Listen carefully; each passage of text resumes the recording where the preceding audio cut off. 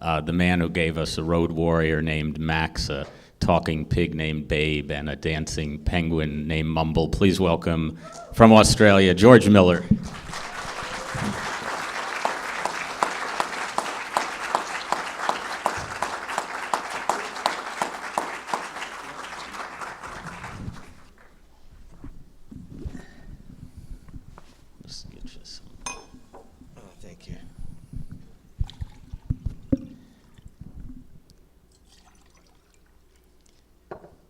I want to start by asking you just a little bit about the origins of a second Happy Feet. When did you start thinking that there was another story that you wanted to tell with these characters?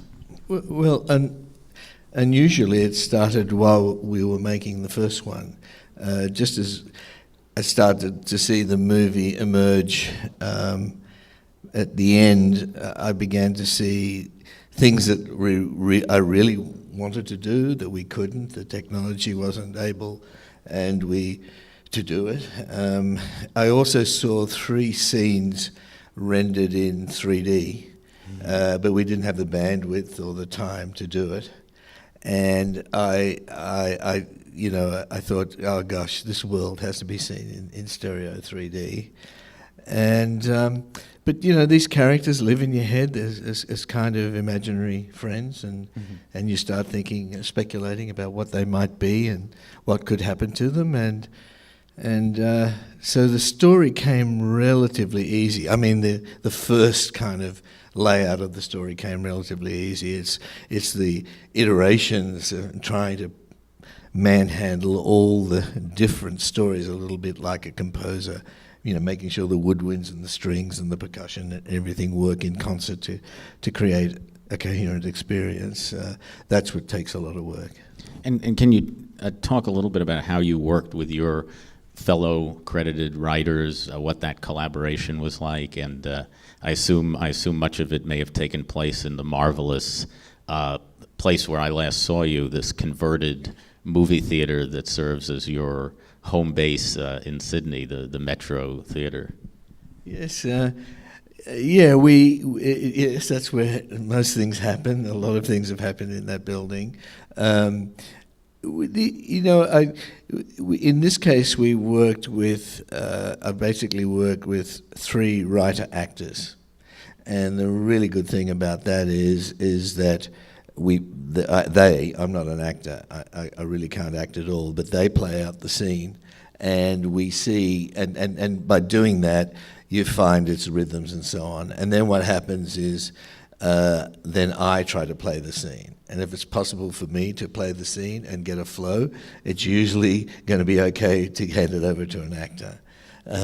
When we get to that stage, and particularly when you work with, these are very fine actors we work with, and acting is a contact sport, and we're interested as an audience in what happens between the characters.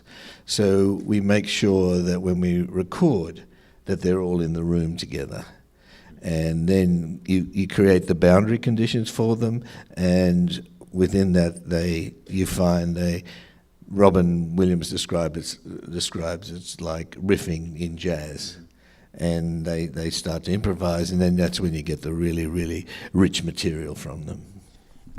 At what point did 2 new characters, who I think almost steal this movie, the 2 krill, voiced by Brad Pitt and Matt Damon, enter this story, and what interested you to have this sort of this very micro perspective on the story, from these very, very tiny characters?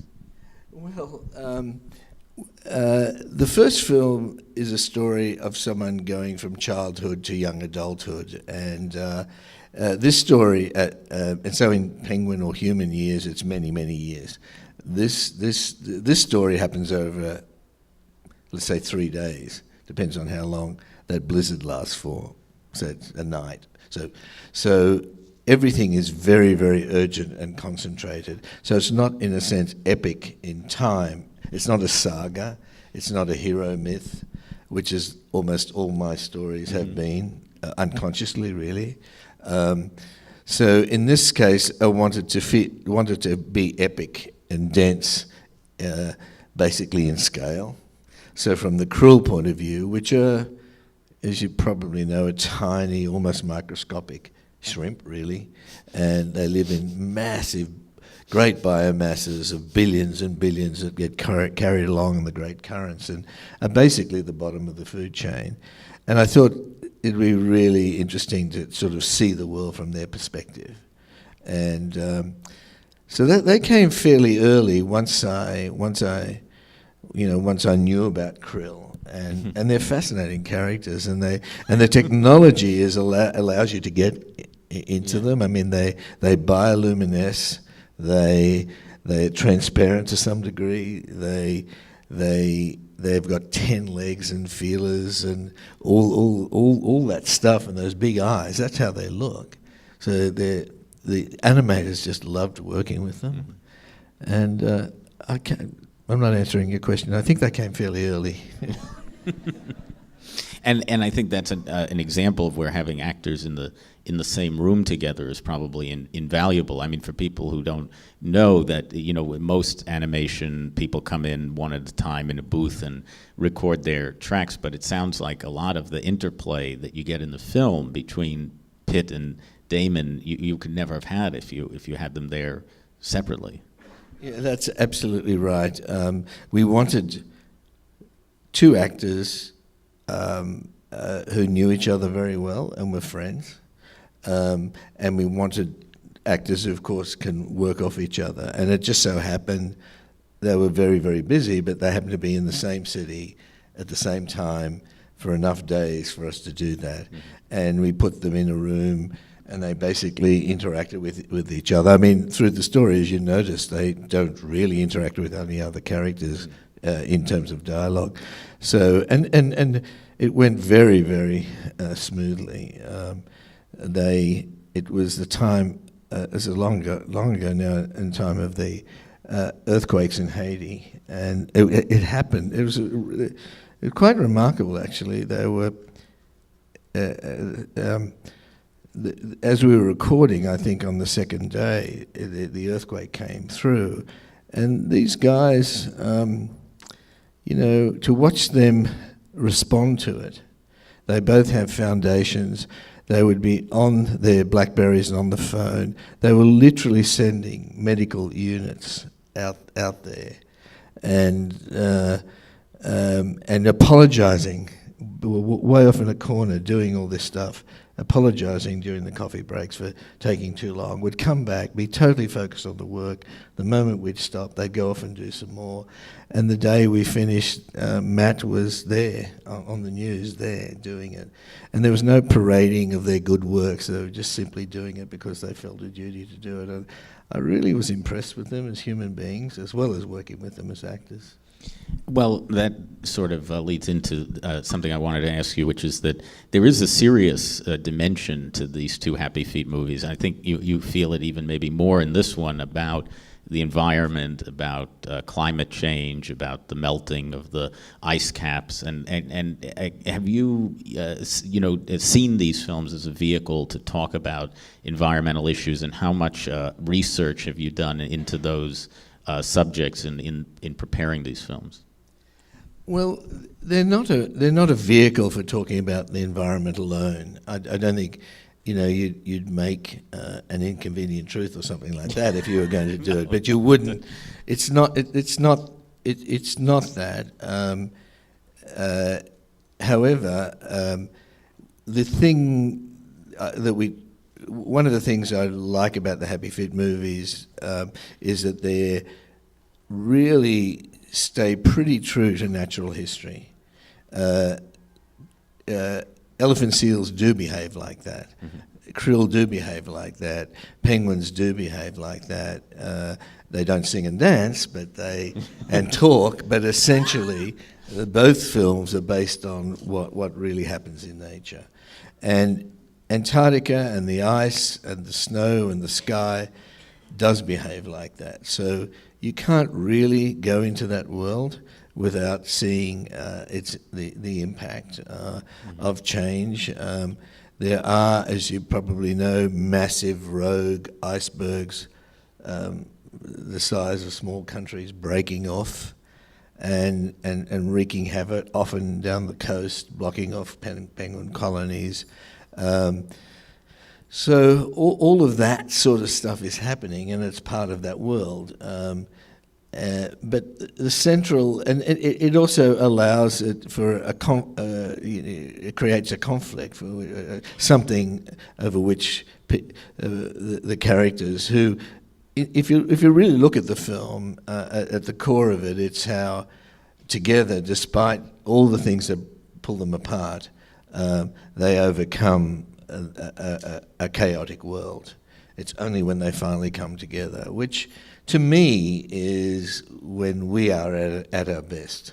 Despite all the nonsense that goes out in the world, I think we're most impressive and most inspiring when we do that. And there's a lot of evidence that we do behave like that.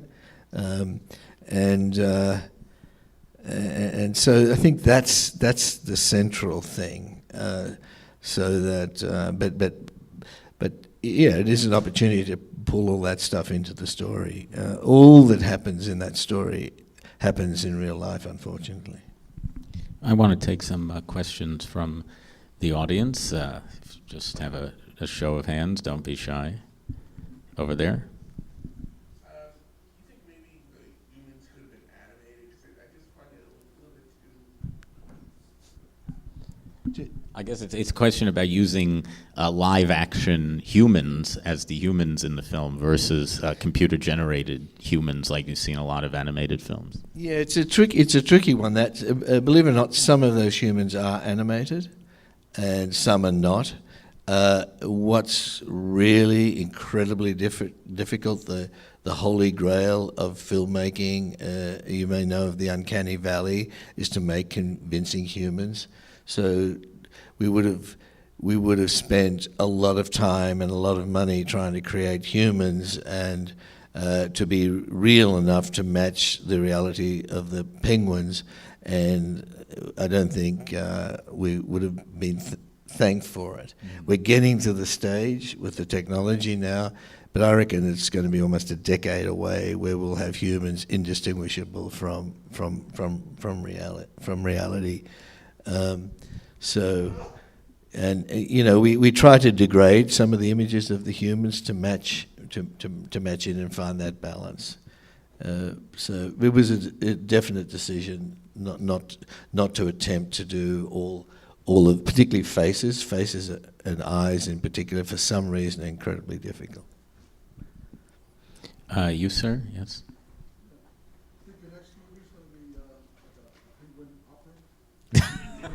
The question is, will George's next movie be a penguin opera? Yes. No. That is a good opportunity, though. I would like to hear you talk a bit about the musical choices in the film. I mean, obviously, music is a big part of both of these movies, and how much of that is decided in advance and shapes scenes? How much of it is picked to fit a scene that you already have? It's a pretty eclectic process. Clearly, if you're going to be dancing or singing to a particular scene, you have to know what the music's going to be ahead of time. So, but the music came from a lot of different sources. John Powell, the composer, is very, very broad in his ability. He does everything from the Shrek movies to the Bourne Ultimatum movies. He's able to turn his hand to a lot of really varied stuff. We needed a song in the middle of the movie where the mother comforts the child not being able to be near him. So Pink wrote that song. We didn't have a song for the end of the movie, but during the recording of the dialogue, Hank Azaria said, "Do you know that song, Under Pressure?" And to be honest, I think I vaguely knew it, and we stopped and listened to it on YouTube, and I suddenly realized, wow, it's as if it was written for our movie. Yeah. It's a beautiful song, a beautiful structure to it. Other bits and pieces, the opera itself, I knew that there was going to be a scene where the son had to somehow speak up for his father, but I couldn't think of a way to do it simply with dialogue. I don't know, to speechify or something like that. And then I remembered that Puccini, and I thought, oh, it'd be great if we could put the words to it, and that's how that came about. Other questions here? Yes. A question about Savion Glover's work on the Happy Feet films. Savion, he did the first movie and the second movie. Savion, when we do penguins or any character that's bipedal and touches the ground, that was in the first instance motion captured, particularly for dancing, because it's a lifetime's work to be a really, really fine dancer, just as it is a lifetime's work to be a really great animator, and it's unlikely that those two coincide. So we motion captured. When I first decided to do the first movie, when the cameraman of the Babe movies came back, he was shooting, Andrew Lesnie was shooting Lord of the Rings, and he came back and showed me the first Gollum and the first motion capture that I had. And I thought, this you can make penguins dance this way. And Savion came and he danced. So when you see the central character mumble dancing, that's Savion.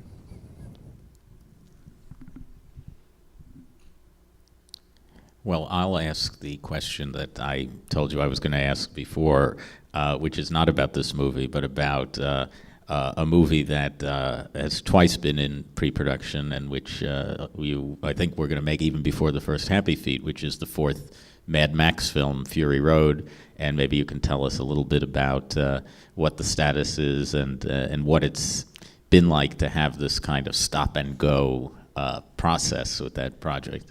Well, it's something. It's quite a long story, but I never wanted to make another Mad Max movie, and then many years ago, almost 14 years ago now, I was walking across the street, and an idea flashed in my mind, and by the time I got to the other side of the street, I said, "That's a Mad Max movie," and I pushed it aside. And then 4 years after that, I was on a long trip back to Australia from Los Angeles. It's a 14-hour overnight flight, and as I was lying in that sort of hypnagogic state between sleep and wakefulness, the movie came to me. It played out, and not fully formed, but enough of it. And I thought, oh well, we're going to make another Mad Max movie, and we tried to get it going just before 9/11. We were 11 weeks away from shooting, and that happened, and the American dollar collapsed against other currencies. We couldn't even get into the shipping. Shipping containers, insurance was impossible.